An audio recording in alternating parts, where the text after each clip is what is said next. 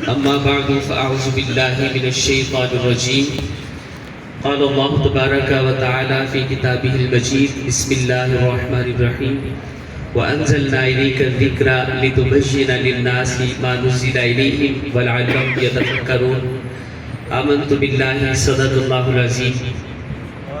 الصلاة والسلام عليك سيدي يا رسول الله وعلى آلك وصحابك سيدي يا حبيب الله. حاضرین گرامی، آج مرکز علم و عرفان، مرکز اہل سنت دارالعلوم قادریہ ریبیہ میں صحیح بخاری شریف کے آغاز کا پہلا دن ہے، اور میرے والد گرامی حضور سند المحدثین قدوۃ المحققین حضرت خواجہ استاذ العلماء والمدرسین ابو الفیضان محمد عبد الرحمن قادری نوری رحمۃ اللہ تعالی علیہ، آپ کا سالانہ ختم پاک بھی ہے. تو اس موقع پر مختصر، تاکہ آپ کا وقت زیادہ جو ہے وہ نہ ضائع ہو، حدیث کے حوالے سے اور امام بخاری کے حوالے سے اور محدثین کے حوالے سے مقدمہ پیش کروں گا، اور پہلی حدیث کا ترجمہ اور تشریح کر کے پھر انشاءاللہ دعا کرتے ہیں. اللہ تعالیٰ نے پیارے نبی صلی اللہ تعالیٰ علیہ وآلہ وسلم پر کتاب رحمت قرآن نازل فرمایا ہے. صحابہ کرام کے دور میں ہی جس طرح قرآن کریم کو بڑے اہتمام کے ساتھ صحابہ نوٹ فرمایا کرتے تھے، لکھا کرتے تھے، یوں ہی حدیث پاک کو بھی بعض صحابہ لکھا کرتے تھے. سنن ابو داؤد میں حدیث موجود ہے، رب ذوالجلال جل مجدہ الکریم کے پیارے نبی صلی اللہ علیہ وسلم کے صحابی حضرت سیدنا عبداللہ بن عمرو بن العاص رضی اللہ تعالیٰ عنہ، آپ نے حضور کی حدیثیں لکھنی شروع کر دی. چونکہ قرآن اللہ تعالیٰ کی کتاب ہے اور حدیث نبی پاک صلی اللہ تعالیٰ علیہ وسلم نے قرآن سنت کی وضاحت بیان فرمائی. جیسا کہ میں نے سورۃ النحل کی آیت پڑھی، رب ذوالجلال فرماتا ہے کہ ہم نے آپ کی طرف قرآن نازل فرمایا تاکہ آپ لوگوں کو وضاحت کریں جو ان کی طرف اتارا گیا اور تاکہ لوگ غور و فکر کریں. تو صحابہ قرآن کو بھی اہتمام کے ساتھ اور حضور کی حدیث پاک کو بھی اہتمام کے ساتھ لکھا کرتے تھے.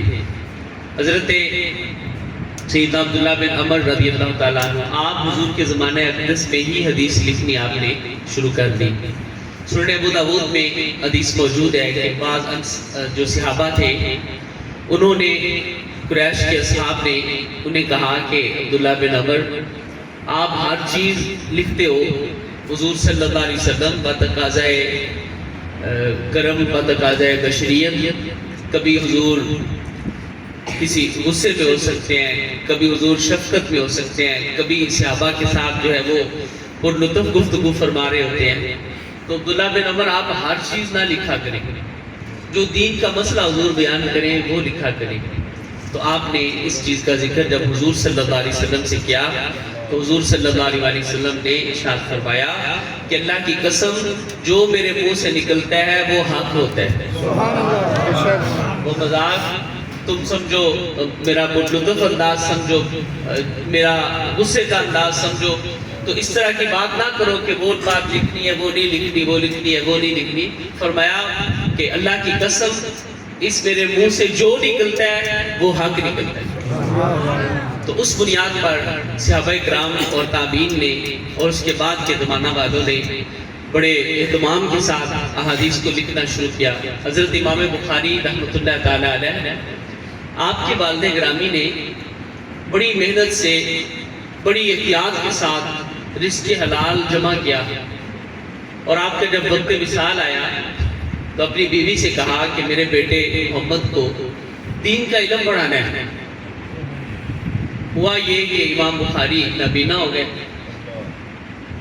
جب آپ کی والدہ نے یہ بات دیکھی تو عشاء کی نماز پڑھ کے مصلی پہ بیٹھ گئی اور پوری رات دعا کرتی رہی، یا رب العالمین، تیرے بندے اسماعیل نے بڑی محنت کے ساتھ ہر چیز کو ترک کر کے رزق حلال کمایا، اپنی اولاد کو کھلایا. وہ شوق رکھتے تھے کہ حضور کے دین کا کام کریں گے محمد بن اسماعیل، تو یہ نبینہ ہو گئے ہیں، یا اللہ کرم فرما اور ان کی نظر واپس کر دے. آپ کی والدہ محترمہ پوری رات دعا کرتی رہی. جب صبح کا وقت ہوا، اپنے بیٹے کو نماز کے لیے اٹھایا تو امام بخاری کی آنکھیں روشن ہو چکی تھی.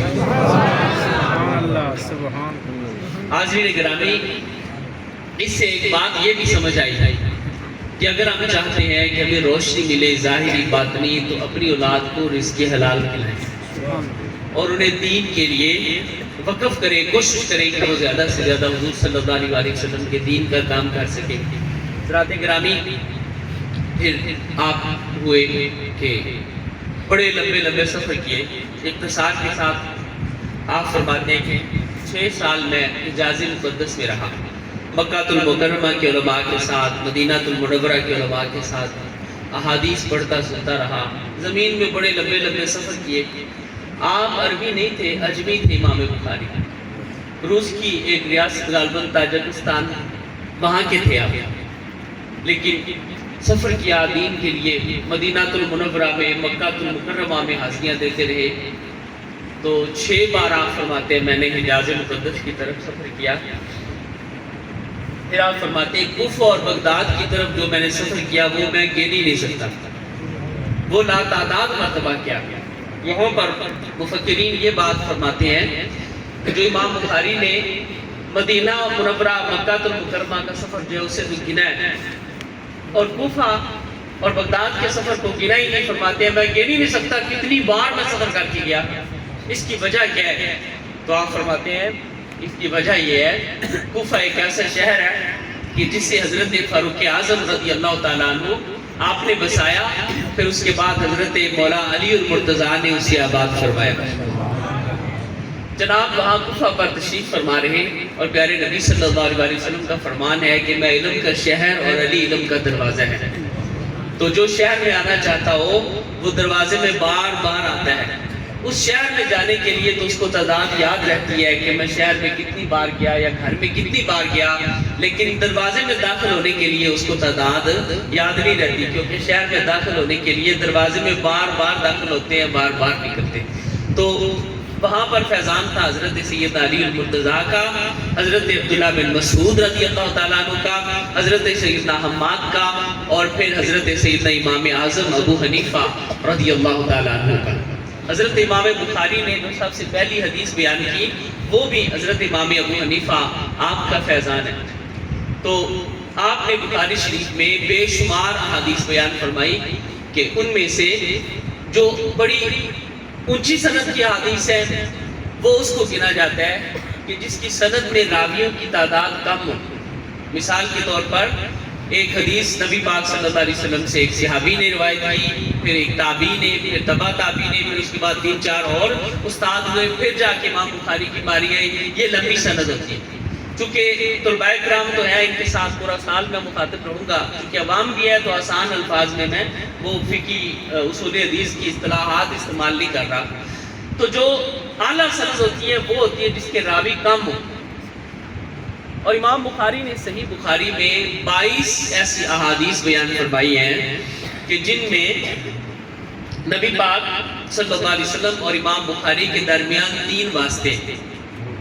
22 ایسی حدیثیں بیان فرمائی صحیح بخاری میں جس میں حضور صلی اللہ علیہ وسلم اور حضرت امام بخاری کے درمیان 3 واسطے ہیں. تو لیکن سنیوں اور حنفیوں تو میں مبارک ہو کہ ان 22 احادیث میں سے 21 احادیث امام بخاری نے امام ابو حنیفہ کے شاگردوں سے روایت کی، اور پھر انہیں 21 احادیث میں سے شیخ مکی بن ابراہیم امام ابو حنیفہ کے بڑا مایہ ناز شاگرد ہوئے ہیں، ان سے صرف ایک استاد سے 9 حدیثیں امام بخاری نے صحیح بخاری میں ذکر فرمائی. وہ حدیث جو مستند ہیں. اور پھر جو امام بخاری کے مشہور و معروف استاد تھے، بلکہ آپ نے شروع جو کیا امام فتح باری میں لکھتے ہیں کہ امام بخاری فرماتے ہیں سب سے پہلے میں نے مسند عبداللہ پڑھا. مسند عبداللہ کون سی کتاب ہے؟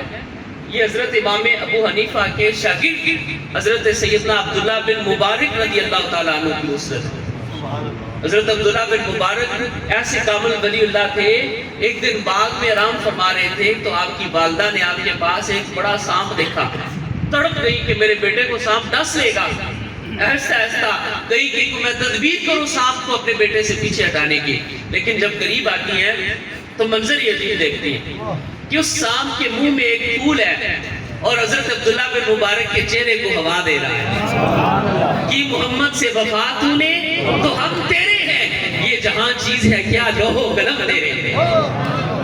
تو یہ عبداللہ بن مبارک حضرت امام ابو حنیفہ کے شاگرد ہیں۔ تو یارو، جن کے شاگردوں کی عظمت اور ان کی شان اور ان کی ہیبت کا عالم یہ ہے کہ اشراط الارض میں درندے اشراط الارض پھولوں سے ان کے چہرے پر ہوا دیتے ہیں، تو بھی امام ابو حنیفہ کی بات ہو رہی تھی، بتاؤ اس حضرت امام ابو حنیفہ کی جلالت کا عالم کیا ہو۔ اسی لیے کسی شاعر نے خوب کہا، سراج تو ہے بغیر تیرے جو سمجھے کوئی حدیث و قرآن، پھرے بھٹکتا نہ پائے رستہ امام اعظم ابو حنیفہ۔ تو یہ ہمارے امام اعظم ہے حضرت امام ابو حنیفہ کہ ان کا فیضان امام بخاری نے صحیح بخاری میں، اور جو صحیح بخاری میں حدیث ہے ان میں سے ایک اکثر حصہ حدیثوں کا جو امام بخاری نے بیان فرمایا وہ حضرت عبدالرزاق جو ہیں ان سے احادیث لیے، اور حضرت عبدالرزاق جو ہیں وہ حضرت امام ابو حنیفہ کے شاگرد ہیں۔ تو صحیح بخاری پورا فیضان ہے حضرت امام ابو حنیفہ رحمۃ اللہ تعالی و رضی اللہ تعالی عنہ کا۔ اور پھر اس میں آپ نے عشق و محبت سے ڈوب کر، محبت سے، پیار سے اس صحیح بخاری کو تالیف فرمایا۔ اس پر بڑی سیر حاصل گفتگو جو ہے وہ کی جا سکتی ہے، لیکن چونکہ پہلے بھی وقت کافی گزر چکا تو میں مختصراً چند چیزیں جو ہیں وہ آپ کے سامنے میں نے رکھی کہ جو ہمارے متعلقہ تھیں۔ چونکہ علامہ صاحب نے حضرت امام ابو حنیفہ کی بات کی تو اس حوالے سے میں نے جو ہے وہ اس کو ذکر کیا۔ اس میں صحیح بخاری کی جو سب سے پہلی حدیث ہے یہ بھی حضرت حمیدی سے روایت کی امام ابو حنیفہ نے، اور حمیدی حافظ عبدالرزاق کے شاگرد ہیں، اور حافظ عبدالرزاق جو ہیں وہ حضرت امام ابو حنیفہ کے شاگرد ہیں۔ امام بخاری نے اپنے استاد حضرت حماد، ایک تو حضرت امام ابو حنیفہ کے استاد حماد ہیں اور ایک حضرت امام ابو حنیفہ کے شاگرد حماد ہیں۔ امام بخاری اپنے استاد حضرت حماد کا ذکر کرتے ہیں۔ جب ہم مسافے کی حدیث پڑھتے ہیں نا جی، تو صرف یہ بخاری میں حدیث ہے کہ 2 ہاتھوں سے مسافہ کرنا چاہیے، ورنہ باقی کتابوں میں اس کی تفصیل موجود نہیں ہے۔ اور امام بخاری رحمۃ اللہ علیہ فرماتے ہیں کہ میرے استاد حضرت حماد نے حضرت عبداللہ بن مبارک کے ساتھ جب مسافہ کیا تو حضرت حماد نے 2 ہاتھوں کے ساتھ حضرت عبداللہ بن مبارک کے ساتھ مسافہ کیا۔ تو یہاں پر یہ بھی بات واضح ہوتی ہے کہ امام بخاری امام ابو حنیفہ کا بھی ادب و احترام کرنے والے تھے، اور امام بخاری سنی تھے اور ادب کرنے والے تھے، 2 ہاتھاں نال سلام لینے والے سے۔ تو اور بھی اب بات لمبی نہ ہو جائے، میں حدیث پڑھتا ہوں۔ آپ رضی اللہ تعالیٰ عنہ آپ نے فرمایا، سمیت عمر بن الخطاب، عمر بن الخطاب رضی اللہ تعالیٰ عنہ علی المنبر یقول، سمیت رسول اللہ صلی اللہ علیہ وسلم یقول انما الاعمال بالنیات۔ حضرت سیدنا فاروق اعظم آپ فرماتے ہیں کہ میں نے رسول اللہ صلی اللہ علیہ وسلم سے سنا کہ بے شک اعمال کا دار و مدار نیتوں کے ساتھ ہے، اور بے شک ہر آدمی کے لیے وہی ہے جو اس نے نیت کی۔ فمن کانت ہجرتہ الی دنیا یصیبها، جس کی کوشش دنیا ہوگی، جس کی ہجرت دنیا کے لیے ہوگی وہ اسے تو پا لے گا، او الی امرأۃ ینکحها، یا کسی عورت کے ساتھ نکاح کرنے کی وجہ سے وہ ہجرت کر کے جائے تو نکاح تو کر لے گا۔ جیسا کہ مکہ المکرمہ سے ایک شخص نے ہجرت کی اور مدینہ آیا، مسلمان بھی تھا لیکن اس کا مین جو ہجرت کرنے کا سبب تھا وہ یہ تھا کہ مدینہ المنورہ میں ان کی جو منگیتر تھی جن سے شادی کرنی تھی وہ بھی ہجرت کر کے آ گئی، پہلے نہیں ہجرت کرنا چاہتے تھے تو اس وجہ سے آئے۔ تو آپ صلی اللہ علیہ وسلم تک جب خبر پہنچی تو آپ نے فرمایا کہ یہ مہاجر ام قیس ہے، مطلب اس نے جو ہے وہ نکاح کی وجہ سے ہجرت کی ہے، اس نے اللہ اور اس کے رسول کی وجہ سے نہیں کی۔ باقی یہ ہے کہ نکاح کی وجہ سے بھی ہجرت کرنا یہ کوئی عیب تو نہیں ہے، ثواب کا کام۔ اور حضور علیہ الصلوۃ والسلام کے وہ ایک صحابی تھے، ابھی 9 بارہ مسلمان تھے، مگر آپ صلی اللہ علیہ وسلم نے اس کا ذکر فرما دیا کہ فمن کان ہجرتہ الی دنیا یصیبھا او الی امرأۃ ینکحھا، جس کی ہجرت دنیا کے لیے ہو کہ اسے پالے، یا کسی عورت کے لیے ہو کہ اس سے نکاح کرے، فہجرتہ الی ما ہاجر الیہ، تو اس کی ہجرت اسی کی طرف ہے جس کی طرف اس نے ہجرت کی۔ مطلب سمجھانا یہ تھا کہ بندے نے کام کوئی بھی کرنا ہو، اس کی نیت اچھی ہونی چاہیے، اس کا ارادہ اللہ اور اس کے رسول کی طرف ہونا چاہیے کہ جو بھی میں کام کر رہا ہوں وہ اللہ اور اس کے رسول صلی اللہ علیہ وسلم کی رضا، سنت، خوشنودی اور ان کی جو مرضی ہے وہ حاصل کرنے کے لیے کر رہا ہوں۔ یہ بات تو واحج کی ابتدا کا ہے کہ کیسے آپ صلی اللہ علیہ وسلم کی طرف واحج نازل ہوئی، لیکن حضرت امام بخاری نے واحج کے نزول کی ابتدا سے پہلے نیت والی حدیث بیان فرمائی، اس لیے کہ آپ کا سمجھانا بہت ساری چیزیں یہاں سے نکلتی ہیں، تو ان میں سے ایک مین چیز یہ نکلتی ہے، آپ یہ سمجھانا چاہتے ہیں کہ نیت اچھی ہوگی تو ہر چیز سے فائدہ ہوگا، اس لیے آپ نے پہلے نیت والی حدیث بیان کی اور اس سے اگلی واحج کی ابتدا والی حدیث جو ہے وہ آپ نے اس کا آغاز فرمایا۔ اللہ تبارک و تعالی ہمیں محبت کے ساتھ اور ذوق کے ساتھ، شوق کے ساتھ، ایمان اور استقامت کے ساتھ حضور صلی اللہ علیہ وسلم کی حدیث سننے، پڑھنے اور عمل کرنے کی توفیق دے۔ میرے حضور کی نازل ہونے والی حضور پر جو واحج ہے اس کی دو قسمیں ہیں، ایک مطلوب اور ایک غیر مطلوب۔ صحابہ لکھتے تھے، ساتھ وضاحت کرتے تھے، جو وحی مطلوب تھی وہ قرآن کریم ہے، اور جو غیر مطلوب ہے وہ حدیث پاک ہے۔ ہم نماز میں قرآن کی تلاوت کرتے ہیں اور حدیث کی بھی تلاوت کرتے ہیں۔ تلاوت قرآن کی کرتے ہیں، سورۃ الفاتحہ پڑھتے ہیں، اس کے ساتھ سورت ملاتے ہیں، اور کوئی درجن کے قریب حدیث بھی پڑھتے ہیں ہم نماز میں۔ جب ہم اللہ اکبر کہتے ہیں یہ حدیث ہے، اس کے بعد ہم پڑھتے ہیں سبحانک اللہم و بحمدک و تبارک اسمک و تعالی جدک و لا الہ غیرک، یہ ہم حدیث کی تلاوت کرتے ہیں۔ پھر اس کے بعد ہم اللہ اکبر کہہ کے رکوع میں سبحان ربی العظیم پڑھتے ہیں، یہ حدیث کی تلاوت کرتے ہیں، یہ تو قرآن میں نہیں ہے۔ پھر ہم ربنا لک الحمد کہتے ہیں، سمیع اللہ لمن حمدہ کہتے ہیں، یہ حدیث کی تلاوت کرتے ہیں۔ پھر اس کے بعد سجدے میں ہم سبحان ربی الاعلیٰ پڑھتے ہیں، یہ حدیث کی تلاوت کرتے ہیں۔ اس کے بعد پھر ہم التحیات پڑھتے ہیں، التحیات للہ والصلوات والطیبات السلام علیک ایھا النبی ورحمۃ اللہ وبرکاتہ، یہی حدیث مصافحہ والی ہے۔ حضرت عبداللہ بن مسعود رضی اللہ تعالیٰ عنہ نے پھر حضور کی حدیث بیان فرمائی، امام بخاری نے جو مصافحہ کی حدیث بیان فرمائی کہ میرے استاد حماد آپ نے حضرت عبداللہ بن مبارک کے ساتھ دو ہاتھوں سے مصافحہ کیا۔ پھر حدیث بیان فرماتے ہیں کہ حضرت عبداللہ بن مسعود رضی اللہ تعالیٰ عنہ فرماتے ہیں مجھے رسول اللہ صلی اللہ علیہ وسلم نے التحیات سکھائی، اس طرح سے سکھائی کہ میرے دونوں ہاتھوں میں حضور کا ہاتھ تھا۔ اس سے امام بخاری نے دلیل پکڑی کہ دونوں ہاتھوں کے ساتھ مصافحہ لینا چاہیے۔ تو اس کے بعد جو ہے وہ اور آپ فرماتے ہیں کہ حدیث بیان فرمائی کہ دونوں ہاتھوں میں رسول اللہ صلی اللہ علیہ وسلم کا ہاتھ ہے۔ اصل میں حدیث میں جو کتاب ہے وہ جو فقہی ابواب کی ترتیب پر لکھی جاتی ہے اس کو جامع کہتے ہیں، تو جیسا کہ امام بخاری کی الجامع الصحیح کتاب ہے۔ تو علماء نے اس چیز پر ایک طبقہ علماء کا، یہ چو کرنے والے یہ تو علماء ہوتے نہیں ہیں، ان سے تو کوئی عالم دین بات کرنے آ جائے تو دروازے نہیں کھولتے، انہیں کیا پتہ ہے، دین کی خبر ہی نہیں ہے۔ علماء دور کی بات ہے، میں یقین سے کہتا ہوں کہ کوئی مدرسے کا اچھا طالب علم ہونا تو یہ آج کل کے انجینئر، پروفیسر، ڈاکٹر یہ اس طالب علم سے بھی بات نہیں کر سکتے، علماء تو دور کی بات ہے، علم بڑا وسیع و عریض ہے۔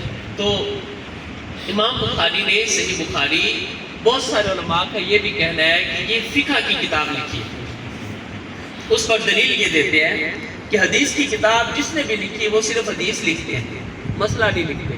اور امام بخاری نے صحیح بخاری لکھی، پہلے مسئلہ لکھتے ہیں پھر اس کی دلیل میں حدیث لکھتے ہیں، پھر آگے مسئلہ لکھتے ہیں پھر اس کی دلیل میں حدیث لکھتے ہیں، پھر آگے مسئلہ لکھتے ہیں پھر اس کی دلیل میں حدیث لکھتے ہیں۔ تو امام بخاری کا جو حدیث لکھنے کا انداز ہے، یہ انداز بتاتا ہے کہ امام بخاری نے اصل میں صحیح بخاری تو لکھی فقہ کی کتاب ہے۔ تو فقہ کے دشمن ہونے تو بخاری پڑھنی نہیں چاہیے۔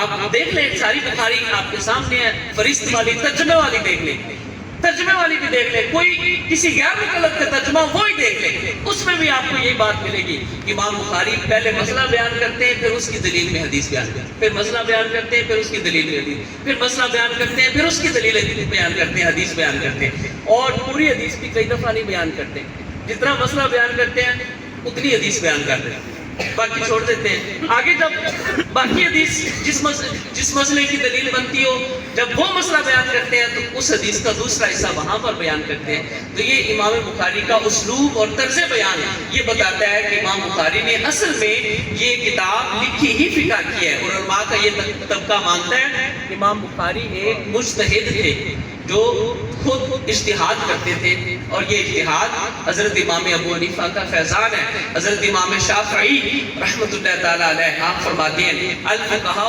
کلہم عیال ابی حنیفہ فی الفقہ، جتنے بھی فقہاء ہیں وہ فقہ میں حضرت امام ابو حنیفہ کے بال بچے ہیں۔ یہ کہنے والا کون ہے؟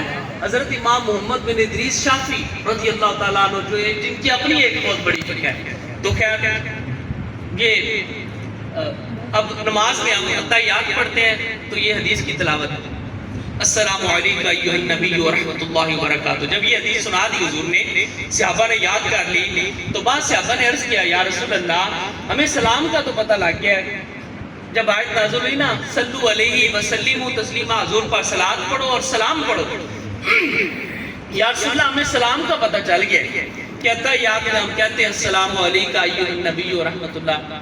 شروع میں کسی صحابہ باز نے یہ بھی کہا دیا السلام علی اللہ، اللہ پر سلام ہو، تو حضور نے فرمایا نہیں ان اللہ والسلام، اللہ تو خود سلام ہے۔ آپ نے پھر اتحیات سکھائی السلام علیکم ایھا النبی ورحمۃ اللہ وبرکاتہ۔ یا رسول اللہ سلام تو ہمیں معلوم ہو گیا، صلاۃ کیا ہے؟ تو حضور نے فرمایا کہ صلاۃ ہے اللہم صلی علی محمد وعلی آل محمد کما صلیت علی ابراہیم وعلی آل ابراہیم انک حمید مجید، اور اللہم بارک علی محمد وعلی آل محمد کما بارکت علی ابراہیم وعلی آل ابراہیم انک حمید مجید۔ اب یہ ہم درود شریف جو پڑھتے ہیں یہ کیا ہے؟ یہ حدیث کی تلاوت ہے۔ اس کے بعد ہم دعا پڑھتے ہیں، وہ حدیث کی تلاوت ہے، کیونکہ قرآن کی نیت سے تو ہم اتحیات میں پڑھ نہیں سکتے، ہم ربی جعلنی پڑھیں یا کوئی اور دعا پڑھیں، اور اس کے بعد جب ہم السلام علیکم ورحمۃ اللہ پڑھتے ہیں وہ بھی حدیث کی تلاوت ہے، اور ثنا کے بعد ہم اعوذ باللہ من الشیطان الرجیم پڑھتے ہیں، یہ بھی حدیث کی تلاوت ہے۔ تو جو حدیث کے منکر ہیں وہ جو حدیث کے بغیر نماز بھی نہیں پڑھ سکتے، نماز کا ایک حصہ صرف قیام والا اس میں قرآن کی تلاوت ہوتی ہے، باقی پوری نماز میں میرے نبی کی حدیث کی تلاوت ہوتی ہے۔